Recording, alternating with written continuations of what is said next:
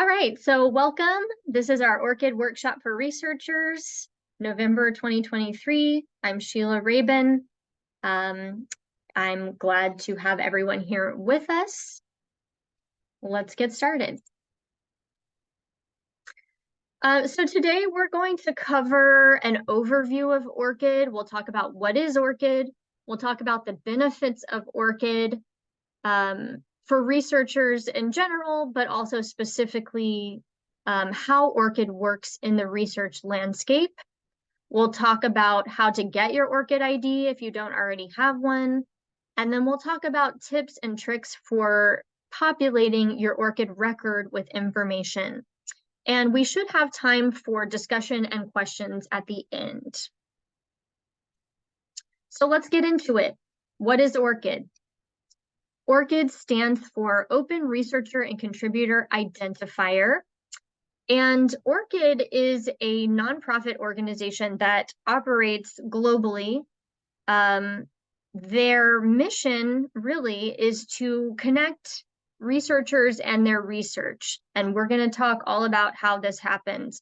But the ORCID organization is community driven. It is sustained and supported by organizations that are members of ORCID. And it's designed to benefit both researchers and the organizations that work with researchers and support researchers. So ORCID provides 3 services. The first one is the ORCID ID. Many people have heard of that. That's basically a unique persistent identifier that is free of charge to researchers. So we'll talk more about that in a minute. The second thing that ORCID provides is an ORCID record, and that is basically connected to an ORCID ID. So we'll look at that in more detail as well. And the third service is something called an application programming interface. As a researcher, you don't really need to know that much about this, but just know that this is a technical aspect that allows organizational systems to connect to ORCID records and get information from people's ORCID records and add information to people's ORCID records. So we will look at that in more detail as well. So first up, the ORCID ID. So this is free to anyone. Anyone can create their own ORCID ID. It's a unique identifier for researchers. You can think of it as kind of a social security number, but specifically for people that are doing research and contributing to research and scholarship, really. So this is our volunteer researcher, Sofia Maria Hernandez Garcia. And this is her ORCID ID. So this is what an ORCID ID looks like. You can see that there is a unique 16-digit number there. It's also, it looks like a link. It's a URL, it's orcid.org, and then the 16-digit number. And then you're also seeing the green ID icon. So this is what an ORCID ID looks like. And if we click on this link, we are taken to Sofia's ORCID record. So this is just a sample of what an ORCID record looks like when you first get to it. You've got the ORCID ID number in the top left-hand corner. You have Sofia's name here. There's an also known as section where if your name has maybe changed or if you've gone by different name formations, you can add those different names there. There's a biography section. Along the left-hand side, there's an opportunity to have your email address, some websites and social links, other identifiers, your country. There's also a keyword section that you're not seeing here where you can put keywords for your research or your area of study. And then we're seeing her employment information. And if we scroll down on the ORCID record, we can also see Sofia's education and qualifications listed here. We've also got a professional activities section. So this is things like memberships, service, or like volunteer work, committee work, that kind of thing. Distinctions, or in other words, awards, and invited positions. And if we scroll further down, you can see that there is a funding section. So any maybe grants that you've received can go there. The research resources section, this is for any kind of special labs or facilities or equipment that you might need to use over the course of your research. There's a works section. So of course, anything like publications or presentations or software or art, anything that you created can go into your works section. And then last but not least, there's a peer review section. So if you've been a reviewer for a journal, for example, that activity can be added to your ORCID record too. So you can get the idea that the ORCID record is very similar to what you might see on a CV or a resume, for instance. So let's look more now at the benefits of ORCID. So as an overview, and we'll go more into each of these points, your ORCID ID is meant to distinguish you from other people. You've got that unique number, it's just belongs to you. And it's designed to persist over time. So you're supposed to have, your ORCID ID will stay with you throughout the entire course of your career. And this can really help to bolster your digital identity. Also, as you work with organizations like funders and publishers and universities and research institutions, some of them have requirements that are related to ORCID or that ORCID can help with. So we'll look at that too. And all of this is really designed to help you save time when you are going through the course of, working with different kinds of organizations over the course of your research. So your ORCID ID distinguishes you from others and really helps to ensure that your research outputs and your activities are correctly attributed to you. This is especially helpful if you have a very common name, for example. The PubMed abstract that you're seeing on this screen shows a lot of collaborating authors here. Many of them have not only the same last name, but also the same first initial. So when we're just looking at a list of names like this, it's really hard to tell who is who here. Similarly, if we're looking for somebody named Sofia Garcia, there could be multiple people with that name. But when we have the ORCID ID for the Sofia Garcia that we're looking for, it makes it a lot easier to know, yes, this is the Sofia Garcia that we're talking about here. And your ORCID ID persists over time and can tie you to your affiliations and activities throughout your career through your ORCID record, despite any changes that might take place. Like we talked about with names changing or using different formations of your name over time.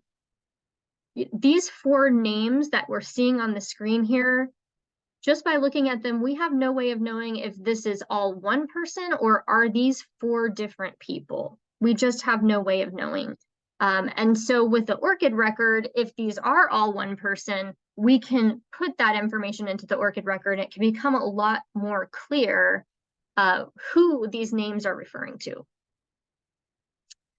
And then in terms of your digital identity, the ORCID record provides kind of a central place to keep information about your activities and your affiliations. And that can lead to, you and your work being more easily discoverable, other researchers being able to find you, you being able to find others, make connections, and really make sure that you get recognition for your achievements and for the work that you've done. The screenshot on this page is just showing a publication from when the first picture of a black hole was taken, and the names listed here are all the authors and people involved in that. And the green ID icon there indicates that the ORCID ID for each of those people is linked here. So if we were to click on that green ID icon for any one of these people, it would take us out to their ORCID record. And if they had information in their ORCID record, we could see, oh, this is where this person works, and this is their educational background, and this is other research that they've been involved in. So it would help us get more of an idea and an understanding of who these people are, what their credentials are, and help them get recognized for that. So let's talk more about the benefits of ORCID and how it works in the research landscape specifically. So this graphic is showing a very simplified kind of trajectory for a researcher. You get a job somewhere, let's say at a university. You get funding to do specific research. You publish the results of that research. And then typically you have to report back to your funder and also your employer about your activities. And so ORCID is designed to help make this process a little bit easier, especially as you continue to work with more and more organizations. And it also is designed to make it easier for the organizations as they work with more and more researchers. So let's talk about funders first. When you go to apply for a grant, for example, to do some research, many funders are starting to require that you have an ORCID ID, or they'll ask and it'll be optional. But funders are starting to use ORCID IDs and ask researchers for their ORCID IDs so that they can more easily keep track of who they're giving funding to. And so the list of organizations on this page is just a small sample of some of the organizations that are requiring ORCID IDs from researchers when you go to apply for grant funding. You'll notice that many of them are in the health sciences, so that the health sciences are really kind of leading the way in this regard, but also a lot of the, sciences in general.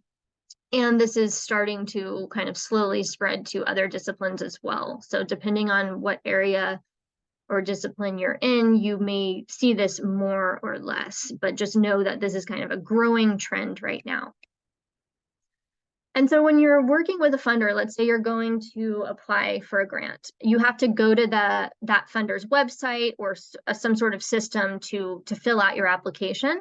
So depending on what kinds of software funders are using, in some cases you can log into a funder's system using your ORCID ID.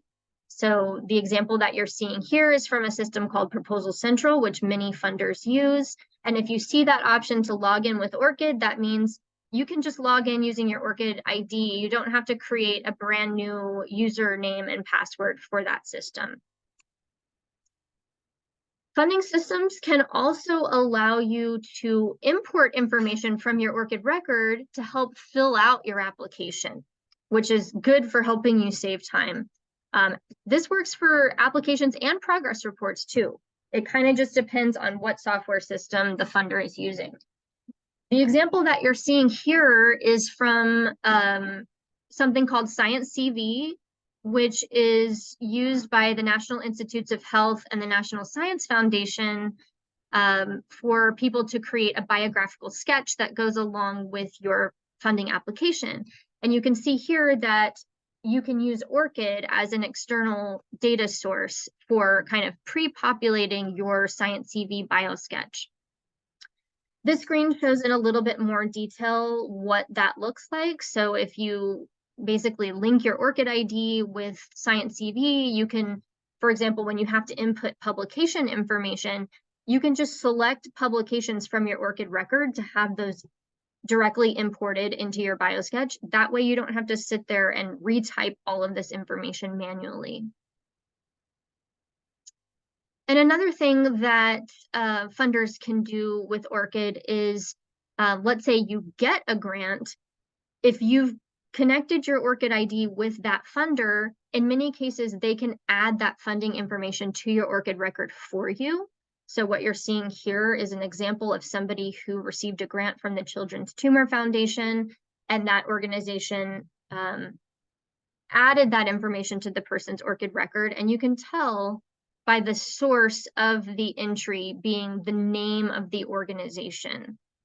And that helps to really verify that this person did indeed receive that grant from the Children's Tumor Foundation. So it makes that information very trustworthy and authoritative. So the bottom line here is if you're working with a funder and they're asking you for your ORCID ID, it's a good idea to go ahead and give it to them because you can often save time in a lot of these ways. Another side note about funders is that all of the federal funding agencies are in the process of coming up with policies related to ORCID, and they're referring to that generally as a digital persistent identifier for investigators or researchers. And so if you are somebody who, is trying to get federal funding, this is something to be aware of. Because all of the agencies will have some sort of policy, whether they're going to make ORCID required or optional or what, we're still kind of waiting to see.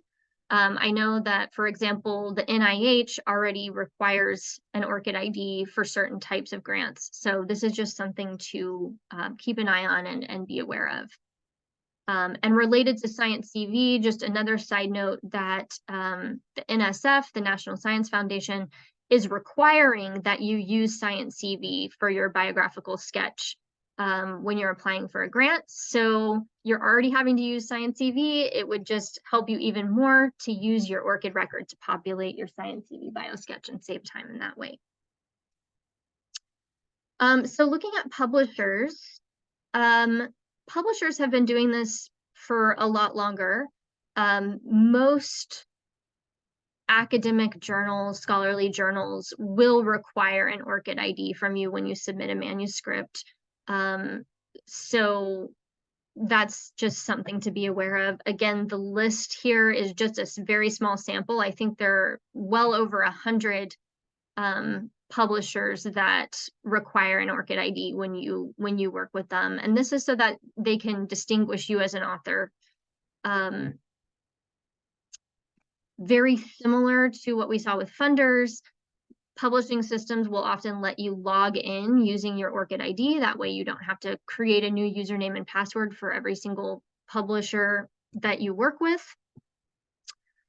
In some cases, you can also pre-populate some form information using information from your ORCID ID. Like in this example, my name and my country were populated from my ORCID record. And then, like we saw with funders, publishers also can have the ability to add your work information to your ORCID record for you. So the publisher has the ability to do that directly. There's also a kind of workaround for works that have DOIs or digital object identifiers, and we'll talk more about that in a minute. But just know it is possible for publishers to do this so that you don't have to worry about adding all of your new works to your ORCID record. You can just have it done for you. And then research organizations, universities, research institutes, those kinds of things are also increasingly using ORCID across the globe. These are just a few examples from the United States. We have well over 200 nonprofit organizations in the United States that are ORCID members and that are working on incorporating ORCID into their workflows as well. So a few examples from that. This one is an example from Stanford University, and many others are starting to do this too, where if you are affiliated with the university in any way, you're an employee or you're a student, you can connect your ORCID ID to the institution so that they have your ORCID record, and that can also enable them to add information to your ORCID record for you. In some cases, depending on what software systems your institution is using, you may be able to import data from your ORCID record to fill out things like a faculty annual report, that kind of thing. This is an example from Boston College where they're using a system called Faculty 180. And the red circles here are indicating that you can, similar to Science CV, you can select what information you want to import from your ORCID record into your annual report, for example. That way, again, you don't have to sit there and manually retype all this information. You can just keep it in your ORCID record and then import it into other systems as needed. And then again, like we've seen with the others, institutions that are ORCID members can also add information to your ORCID record for you. So this is an example of an employment affiliation that was added to somebody's ORCID record. And again, We can tell that the university added this because the source of the information has the name of the university, and you've got that little green check there. So again, this is making it more trustworthy and verified. Like, yes, this person does work at this institution. There are some areas of the ORCID record that can only be populated by an organization. You cannot enter this information into your ORCID record yourself, and that's peer review. So if you've been a reviewer for a journal and they ask you for your ORCID ID, go ahead and give it to them, because it likely means they're going to add that peer review activity to your ORCID record. And the other section that falls under this category is research resources. For example, Oak Ridge National Laboratory, they have specific facilities and equipment that researchers have to apply to use. And so when they apply to use those facilities, they ask for the ORCID ID of the person, and then they add that usage to the ORCID record. And again, all of this is designed to save time and really reduce administrative burden. So you can think of it like you, as the researcher, you have your ORCID ID and your ORCID record, and it's a central place to keep all of this information. And then the organizations that you work with can connect with you through your ORCID ID. They can, you can send information to them from your ORCID record, and they can add information to your ORCID record for you. That way you just keep everything in your ORCID record and then reuse it as needed. So basically the main message to remember here is look for this green ORCID ID icon. If you see this as you're working with a funder, publisher, or other kind of research institution, typically it will mean that you can do the things we talked about, signing into a system using ORCID, importing information from your ORCID record to fill in your forms or report your activities, and also have those institutions send information to your ORCID record that you can use in the future. So if you don't already have an ORCID ID, it's very quick and easy to get one. You just go to orcid.org/register, and all you have to do is put in your name and email address, and we encourage you to use more than one email address just in case you lose access to one of them. You'll still be able to get into your ORCID record. You do have to set a password, and there's a little notification setting. There's also visibility settings. We'll talk more about that in just a minute. And then a terms of use. And then you're registered, you're good to go. So it takes about 30 seconds and it's free. So those visibility settings, there are 3 options. The first one is everyone. This means that by default, the information on your ORCID record will be public. Anyone can see it if they click on your ORCID ID and go to your ORCID record. The second option is only me, so that's like completely private. You can have information on your ORCID record that no one can see, only you can see. And then the third option is trusted organizations, which means that it's not public, but the organizations like the funders and the publishers and the research institutions that you approve, that you connect your ORCID ID with, can see that information. So this is when you register for your ORCID ID, you'll select a default setting, but also know that you can control the visibility for each and every individual piece of information on your ORCID record too. So when you go to register, just to let you know, maybe you created an ORCID ID before and you forgot about it and you're going to register.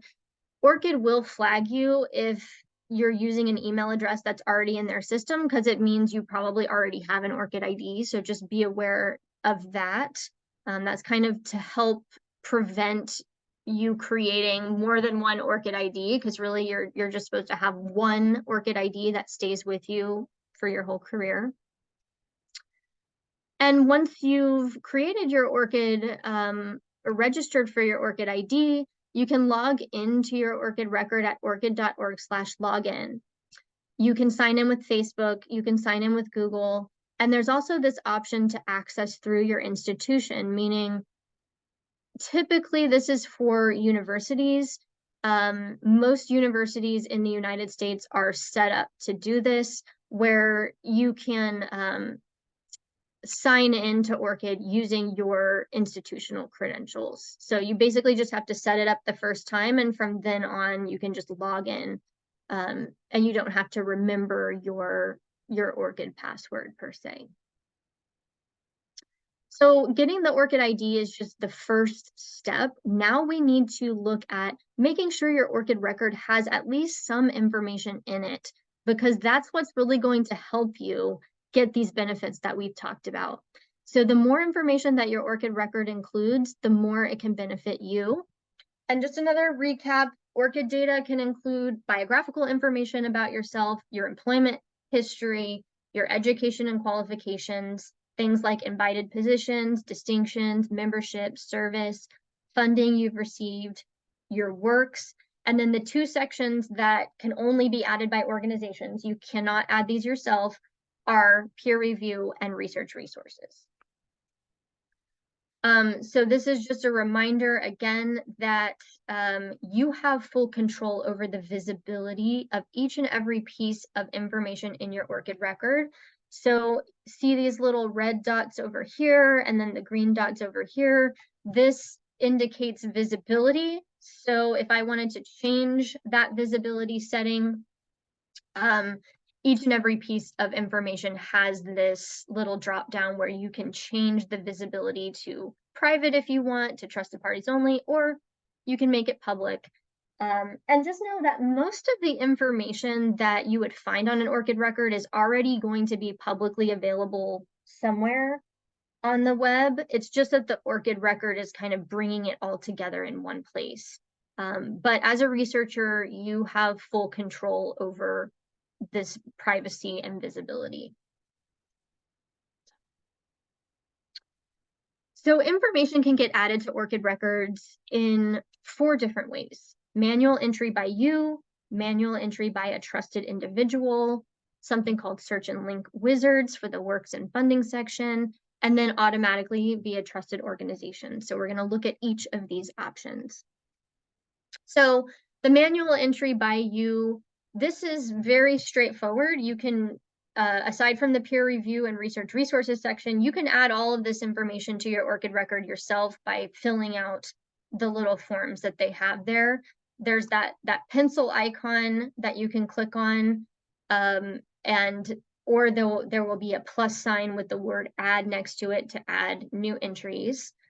So for example, if you're adding an employment affiliation, you would start filling out the form, you would start typing in the name of your institution, and then you'll see a drop down appear. And the tip here is to always use the drop down to select the name of your organization, because that will pre-populate some of the fields, and it will add an identifier for your organization, which is helpful to have, and make sure that the name of your organization is spelled correctly and everything like that. So when you're adding any kind of affiliation, always select the organization name from the drop down if that's available. Same thing, for example, adding an education affiliation. As you start typing in the name of your organization, you'll see that drop down and you'll want to select the name of your organization from that drop down. And then you can fill in the other optional fields too, like your job title and your department and all that kind of stuff. So this same kind of thing works for all the other affiliations, the qualifications and professional activities, the biographical info. The more information that you can or want to include, the better. So it's really up to you, but just know that the more, the better. You can also have a trusted individual make changes to your ORCID record for you. So this is how to do that. Let's say you're too busy, maybe you have an assistant, someone you trust. When you're signed into your ORCID record, you'll see the green arrow is pointing to your name in the top right-hand corner. If you click on that, a drop-down menu will appear and you'll see an option for trusted parties. So if you go to the trusted parties tab, there's a section called trusted individuals. And that's where you can search for the person that you want to designate as a trusted individual. The person has to also have an ORCID ID. And so you can search for them based on their ORCID ID, their email address, or their name, and then designate them as somebody who can make changes to your ORCID record for you. When that person goes to log into their ORCID account, they'll see an option to switch over to yours and make changes to it. Now, when it comes to adding more complicated things like works, for example, every time you submit a publication, especially to a scholarly journal, if they're asking for your ORCID ID, give it to them. It may even be required and you're going to have to do it. But even if it's optional, I would say give them your ORCID ID. This is because you can really save a lot of time having your ORCID record populated with your publications for you, especially for publications that have a DOI, like I mentioned earlier, that stands for Digital Object Identifier. Most scholarly academic journal articles have a DOI. Many people are familiar with DOIs. You're seeing them in your citations and stuff like that. So there's an organization called Crossref that publishers work with to create these DOIs. And if the publisher has your ORCID ID, your ORCID ID will be essentially included in that DOI. So if a DOI gets registered for a journal article that has your ORCID ID connected to it, the first time you'll receive a notification in your ORCID inbox asking for permission from Crossref to post that work to your ORCID record. Once you say yes that first time, anytime you publish and use your ORCID ID from then on, if the work has a DOI, it will just get automatically added to your ORCID record for you. And that will save you a lot of time. And you'll know that that's happened because you'll see the source of that information as Crossref. And just know that Crossref is the organization that provides these DOIs for journal articles. Now, if you have done a lot of publishing in the past, maybe before you had an ORCID ID, you can go in and search for your past works and claim them to your ORCID record through something called search and link wizards within ORCID. These are basically databases that you can look in and search for and claim any works that belong to you.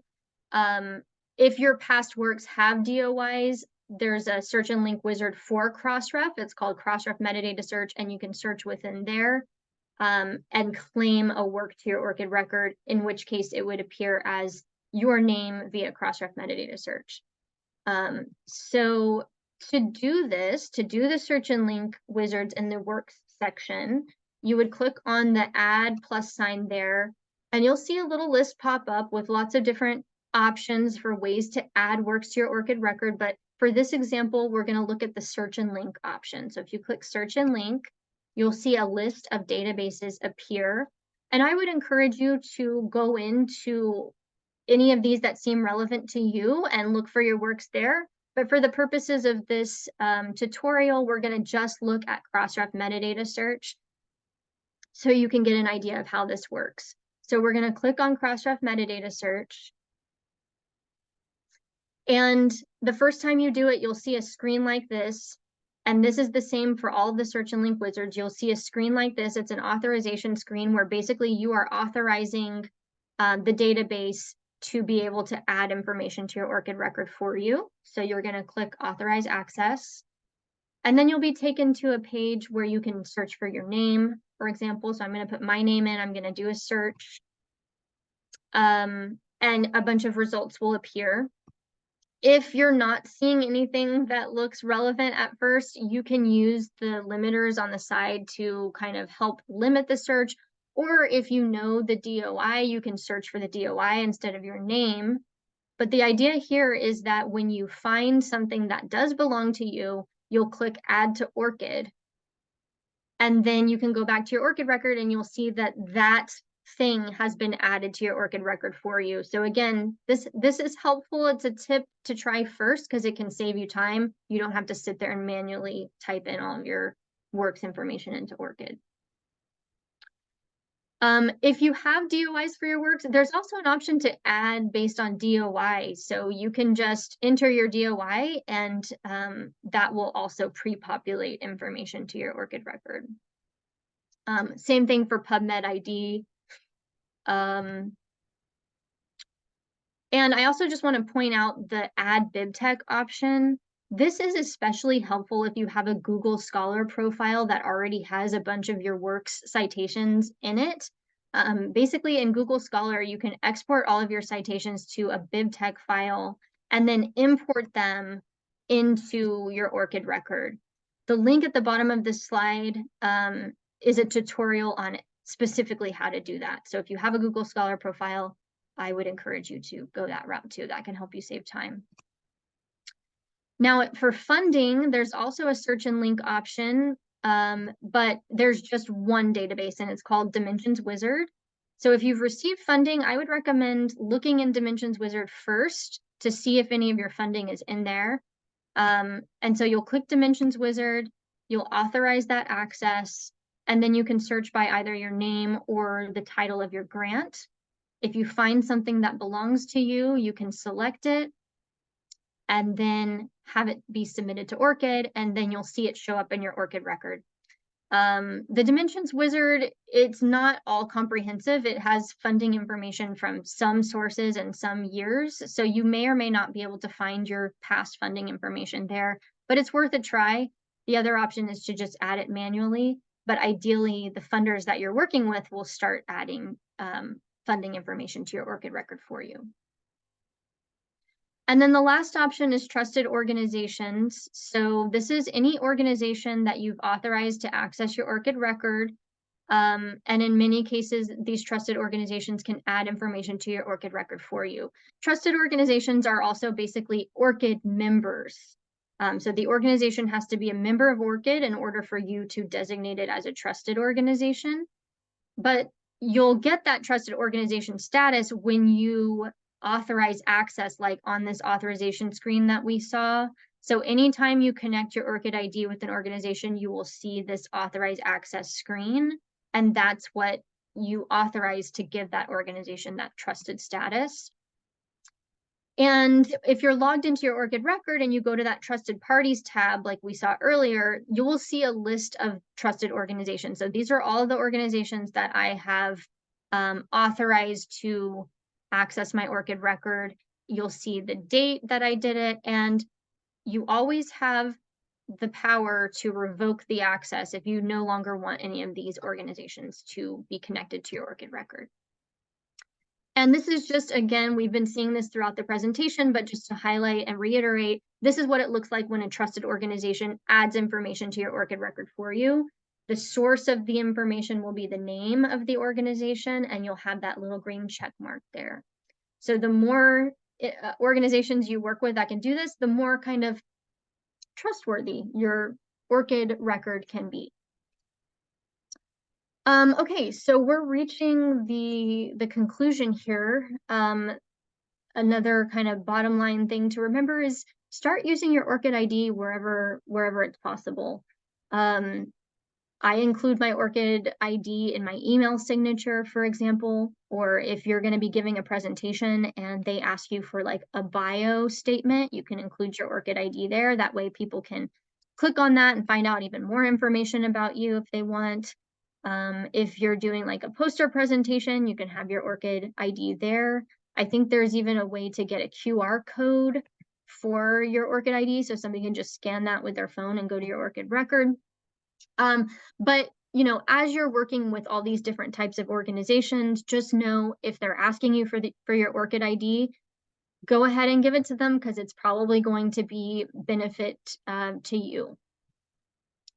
And we have a lot of additional resources available online. Like I mentioned, these slides will be shared, so you can go in and explore all of these. And if you have any questions, we can address those now. You can also email Paolo and I at orcidus@lyrasis.org. There's also a ORCID support email address, which is support@orcid.org, and that's going to be really helpful, like if you're locked out of your account or something like that. So either one of these email addresses will will get you help if you need additional help as you move forward. And with that, I think we're ready to open it up if anybody has any questions.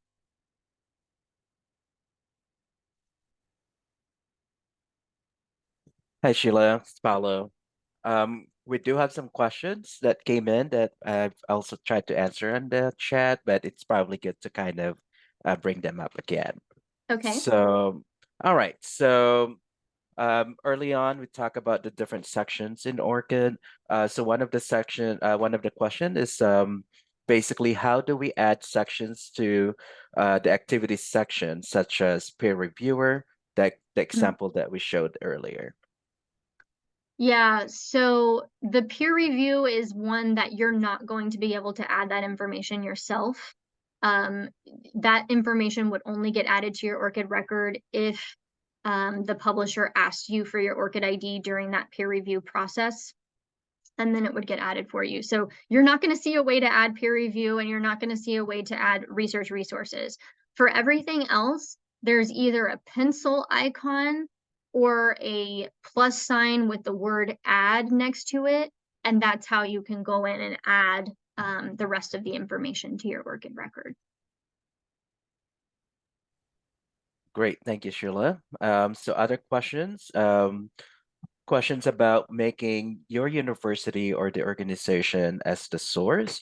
So basically, who do we contact at universities to have them upload information to us? And that relate to that also is to just kind of talk about how does organizations become trusted organization in ORCID record?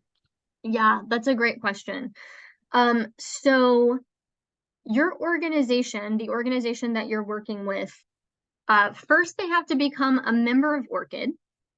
And then they have to do some configurations in their whatever systems they're using to connect that with ORCID.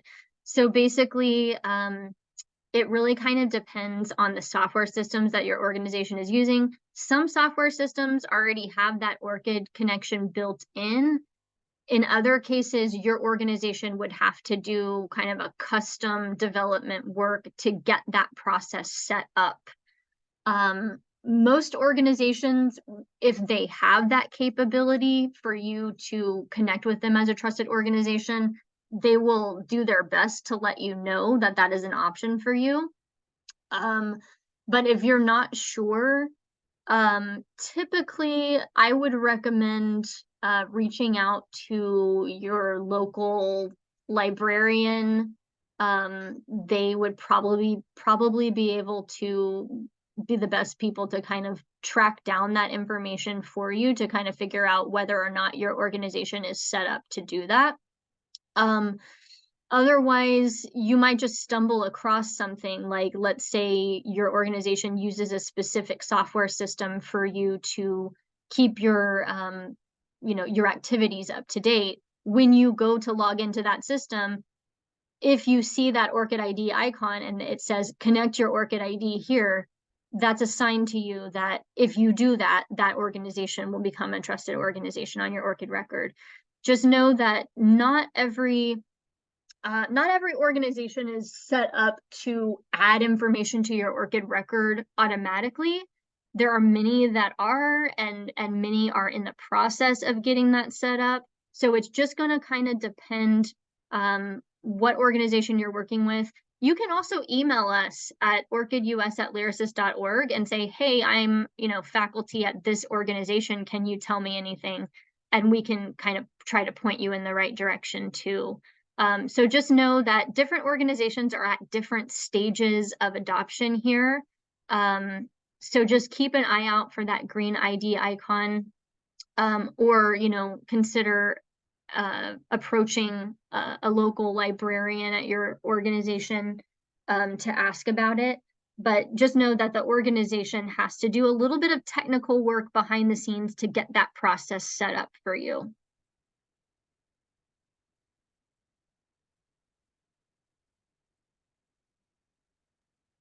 Great. And I think there are more questions coming in and via chat.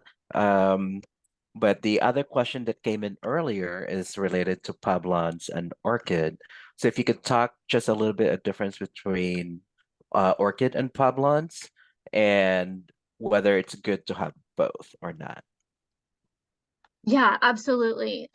So Publons, my understanding is now it's like part of Web of Science now, which is kind of a separate, it's definitely a separate service from ORCID. ORCID provides your ORCID ID and your ORCID record, but you can connect it with Publons and Web of Science to have, information added to your ORCID record for you through those services, Publons and Web of Science. So that's especially helpful for that peer review activity. Most journals peer review work gets added to ORCID through Publons/Web of Science.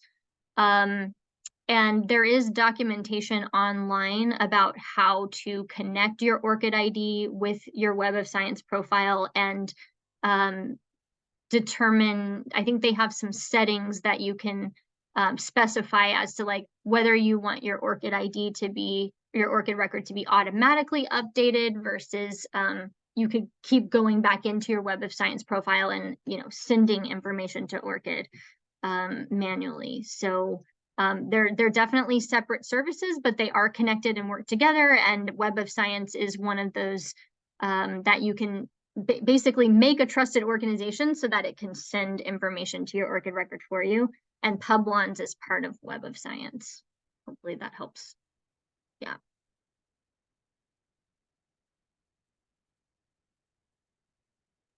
Great. Thank you, Sheila. And so other questions coming in. So there's one about from the journal editor, if it's basically question about if it's okay to approve for a journal to include authors' ORCID IDs or ORCID IDs articles if they weren't gathered through some kind of authentication process. So I is that see. in, yeah, so you see that on the chat. So that's one of them. I If you see. want to go ahead. Yeah. So that's a great question. The best practice is to gather those ORCID IDs through an authentication, an authentication process, which is made possible through that ORCID API or application programming interface that I mentioned at the beginning. So that is the best practice, is to get those ORCID IDs in an authenticated way. And that's what will also allow, for example, the journal to add information to that person's ORCID record.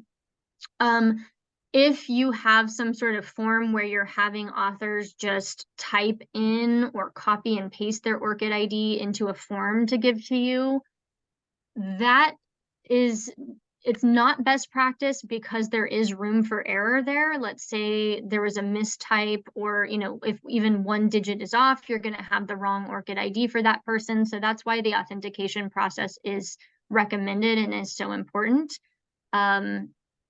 So that's kind of the official stances. You should be using the API to get those ORCID IDs.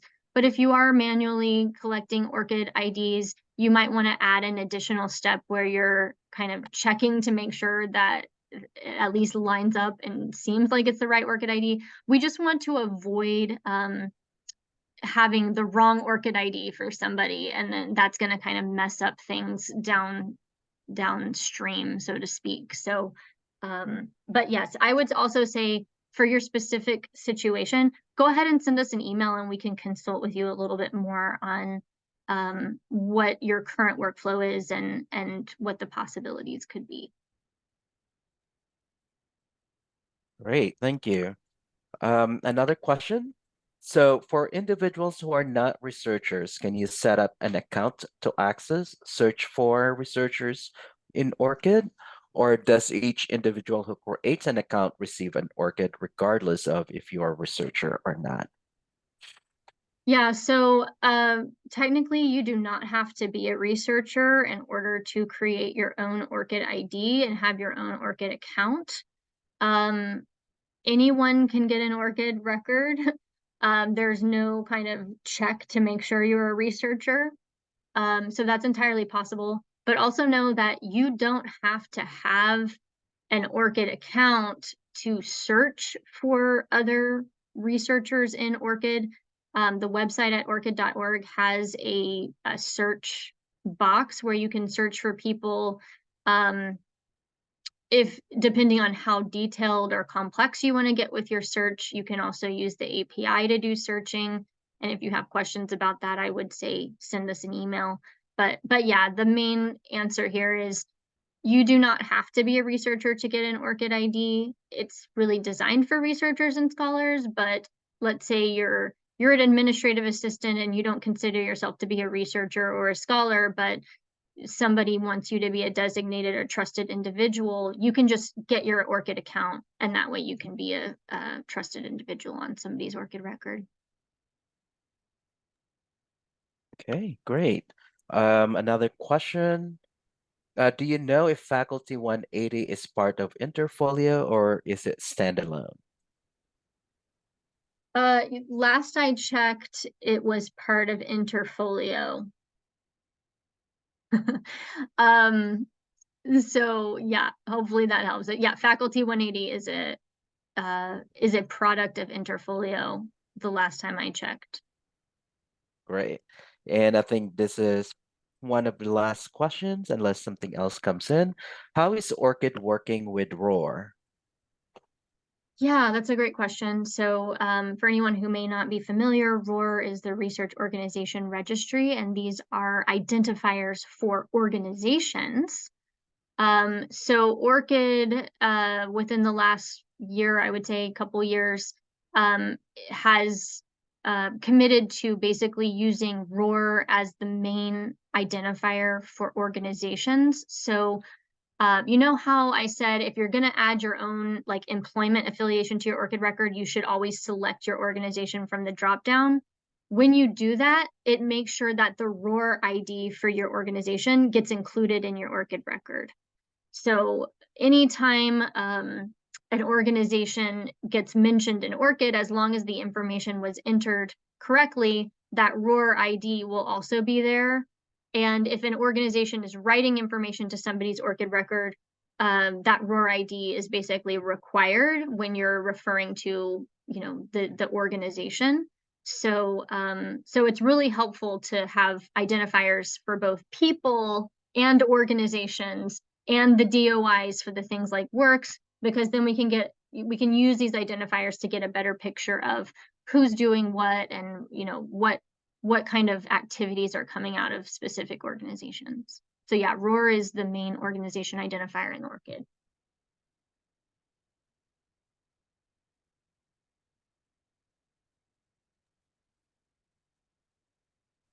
Great, thank you. Um, I think there's a question about, let me see, generating selected publication lists for a website. Um, Let me see. Do you want to talk a little bit about that, Sheila, and how that would be possible? Yes. Yes, I see that. So yeah, that is entirely possible. If let's say the researchers at your organization have their ORCID IDs and they have publication information included on their ORCID records, you could use the API to get that publication data from your researchers' ORCID records and you know make a list of it, like on a faculty profile or something like that. You could also set it up so that your researchers could select which publications from their ORCID record they would want to be included on some sort of list on the website, for example. So you can either, it would be all using the API to do this. So if you have questions about that, please do email us because we can give you a lot more specifics on how the API works and how you would go about doing this. But yeah, that is entirely possible as long as your researchers actually have works information populated in their ORCID records.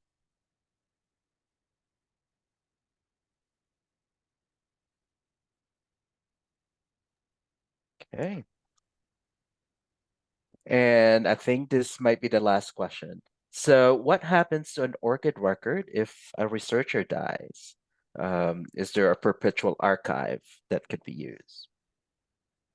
Yeah, so there's actually a web page that talks about this. Let me see if I can find it. But basically, if somebody who has an ORCID record dies, their ORCID record will just stay there, and it will just remain frozen in time, so to speak, unless they have a trusted individual that is designated. And the I'm trying to find this. I think I got it. Okay, thanks, Ballo. Yeah, I'm like scrambling around trying to find the documentation, but yes, ORCID does have a policy about what happens if somebody who has an ORCID record passes away. And ORCID has been around for about 10 years, so it's still like a relatively new technology. So I don't know if we've seen a whole lot of cases of this happening, but I think over time, this will be more of a thing. So yeah, the link that Paolo shared will provide more information on that. Any other questions or comments? I'm making it so that you can all unmute yourself if you just want to pipe up and say something instead of typing.